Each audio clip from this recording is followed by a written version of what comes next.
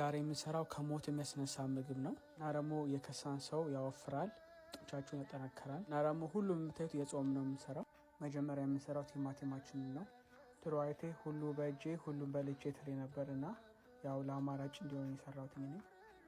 ቀጥሎ ሁሉንም አንድ ላይ አድርገን እንወቅጠዋለን በደንብ ሳናበዛ፣ ትንሽ ዘይት፣ ሎሚን በደንብ አድርገን እንቆነጥጠዋለን።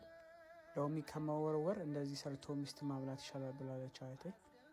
ከዛ ጨውና ጥቁር አዝሙድ ከጨመርን በኋላ አንድ ላይ አድርገን እናዋውደዋለን። ቀጥሎ ፍሪጅ ውስጥ እንወረውረዋለን ማለት ነው።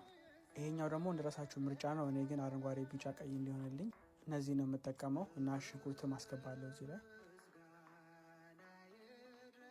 ቀጥሎ ዋናው አባወራውን ድንቹን እናስገባዋለን።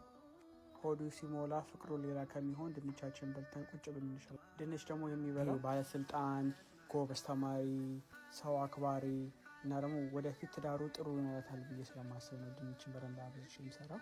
ቀጥሎ የጾሙ ስጋ እንደዚህ አድርገን እንከፋፍተዋለን በደንብ።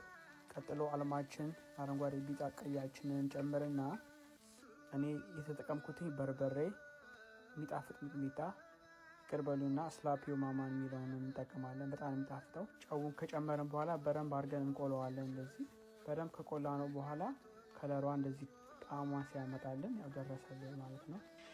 ይሄኛው ባለፈው ቪዲዮ ላይ ሰርቻለሁ፣ ሄዳችሁ እዩትና ስሩት። ከዛ ለ10 ደቂቃ ፍሪጅ ውስጥ እናስገባዋለን ማለት ነው እንዲበርድልን። ቀጥሎ አንድ ላይ ሁሉንም ነገር እንቀላቀላቸዋለን። ከዛ ቀስ ብለን እንበላለን። በስመ አብ ወወልድ ወመንፈስ ቅዱስ ብለን ማለት ነው። ፒስ